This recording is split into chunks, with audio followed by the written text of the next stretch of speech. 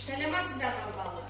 Бүгінгі сабағымызды бастамай тұрып, біз өз зейінімізді сабаққа қояйық. Ол шынна психологиялық ахуал қалыптастырып аламыз. Бәріміз орнымыздан тұрамыз балалар. Тақтадағы өлеңді оқимыз. Атша желіп көрейік, ауыздығын тежейік, құлан менен шабайық, мәлемін жетейік, шабандоз бала болайық, бас бәйгені алайық. Жақсы бала отырыңдар. Балалар бұл өлең не туралы айтқан екен? Дұрыс айтады, ат туралы айтқан екен, иә?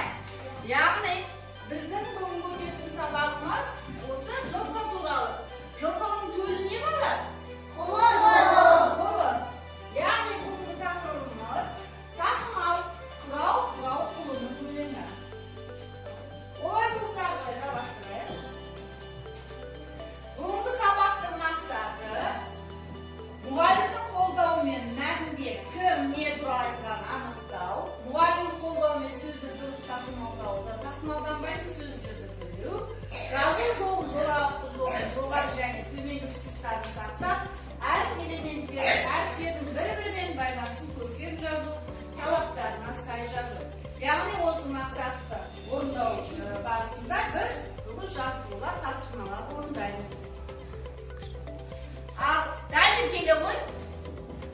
Мына чупа-чупсты аламыз, мынадағы сөзге жауап береміз. Жылдам қаны? Аспан қалай тасымалданады?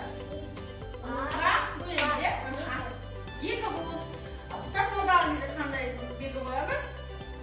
Сызық, шызық буындардың арасына сызықша қоямыз, иә? Отыра ғой, келесі жылдам бүркіт келе ғой.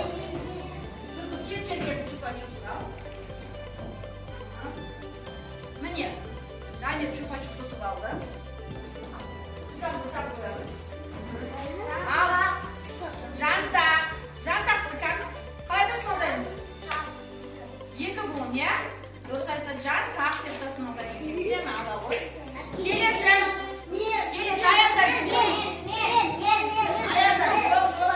Аяжан. Қол көтереміз, тыныш, жылдам келеміз. Қандай сөз жазып тұр екен, ашамыз. Оқимыз. Қана? Бота деген сөз қалай тасымалдаймыз? Екі буын, иә? Екі буынға бөліп тасымалдайды екен. Сен ала ғой. Келесі, Батырхан кел. Жүгір, Батырхан. Тез жылдам келеміз. Ал бөлесін. Тамақ буындар неге тасымалдаш, бай тасымалдайды? Екі буыннан тұрады екен, яғни тамақ деп тасымалдайды. Жақсы отыра ғой. Бер қараймыз. Бүгінгі өтетін сабағымыз жаңа айтып өттім, тасымал, құрау құлының деді, иә? Енді балалар, өлеңмен таныспас бұрын біз өлеңнің авторымен танысақ, иә? Галереяға саяхат әдісі бойынша. Бер қараймыз. Өлеңнің авторы біледі балалар. Ұлықбек Оразбайұлы Есдәулет. Бұл кісі 29 сәуір 1954 жылы Шығыс Қазақстан облысы Зайсан ауданы Үлкен Қаратал ауылында дүниеге келген. Қазақстандық ақын журналист екен. Қазақстан еңбек сіңірген қайраткері, Қазақстанның мемлекет сыйлығының және Қазақстан ең комсомол сыйлығының иегері екен. Қазақстан Республикасы Жазушылар одағының төрағасы екен. Түсіндіңдер ме балалар? Осы кісі бізге балаларға арналған көптеген шығармалар бар екен. Содан бізге құрау құлының өлеңін беріп отыр. Қазір өлеңмен танысамыз. Балалар, өлеңді бастарынан бұрын мына сұрақтарға жауап берейік. Жылқы. Мінсең көлік, іштен сусын, жесең қорек, пайдалансаң өлім деген. Қорек деп неге айтамыз балалар? Ат бізге қандай қорек болады?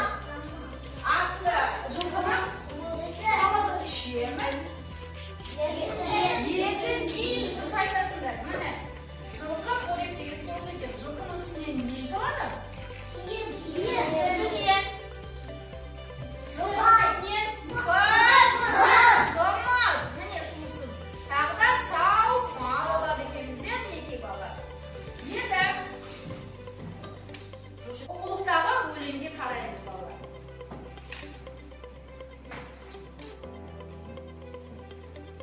Жұмыртқа ойнаймыз әдісі бойынша мен қазір өлең оқимын. Осы өлең бойынша осы өлең бойынша біз сұрақтарға жауап береміз. Сендермен бала қандай қараймыз? Құрау қолының, құлығыма түсе ғой.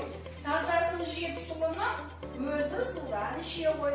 Сен боларсың қазанат, мен болармын азамат. Құрау қолының, жеп білесің құлығын. Балар өлеңді кетіп айтқан екен? Құлығын.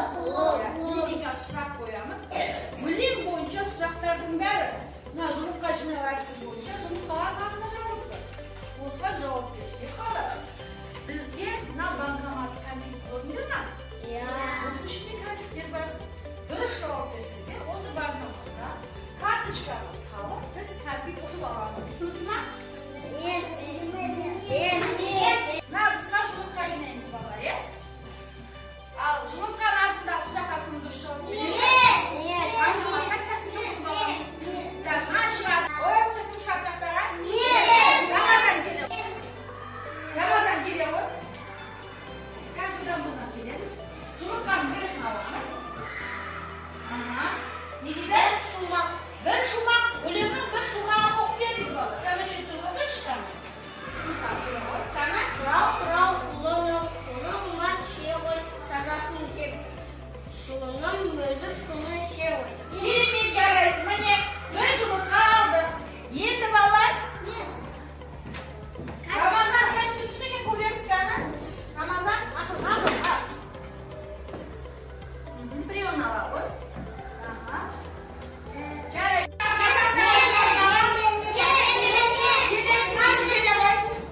Назы келе ғой, жүгіп тез-тезге. Рәм аламыз біреу.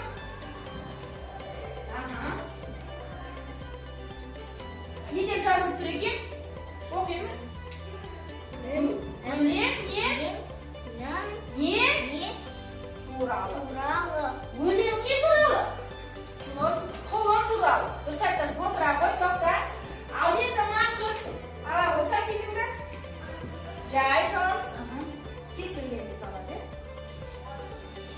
Жаңа? Жоқ. Міне түсті кәмпит. Міне керемет. Ал олай болса келесі жұмыртқаға шығады. Кім шығады? Үшеуі келе ғой. Екінші шумақты оқы дейді. Ал оқимыз екінші шумақты дауыстап әдемелеп. Жұмыртқаны саламыз мұнда. Сен боларсың қазамат, мен болармын азамат. Құрау құлыны, зер білесің тұлымын. Керемет. Ал кәмпитіңді ала ғой банкоматтан.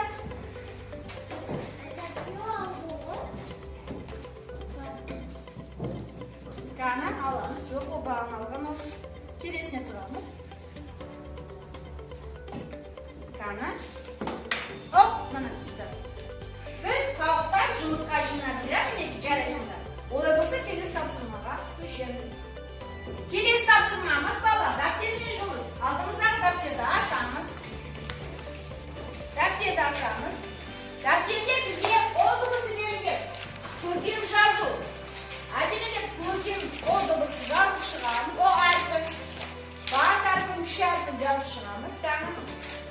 Оны жазып шығар.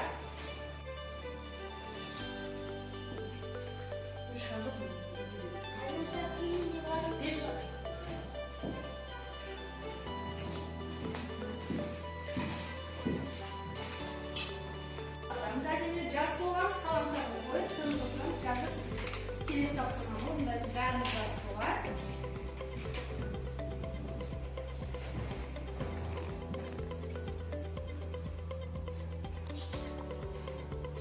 Келесі бала екінші жаттығуды жазамыз. Оқулықта тұр. Бізге мақал берілген. Ат тұяғы тай басар. Көрсетеміз.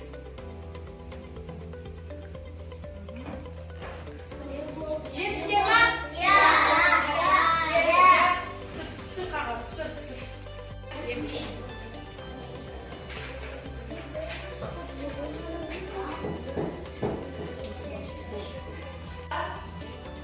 Екінші тапсырма жұппен жұмыс. Бер қараймыз бәріміз көп. Мына жерде сөздер берген. Жылқышы, бұзау, құлыншақ, түйеледі. Осы сөздерді біз жұппен ақылдаса отырып қалай Aslında öldü demene. Jol. Ş. Jolka. Ş. Mene. Osman tasmaladı. Kelesi. Buzav deyin sözді. Kan şükür nakıda sotur. Tamam. Buzav kim tasmalaydı? Kanı? Tağda. Tağda kim? Seç. Tağda asıl ne tağda? Екі болма. Біліміз қазір бұл шөй. Дұрыс. Келе ғой жазамыз кәні. Buzav. Kani jaz chiqadi, qalay chizamizmi? Buzav.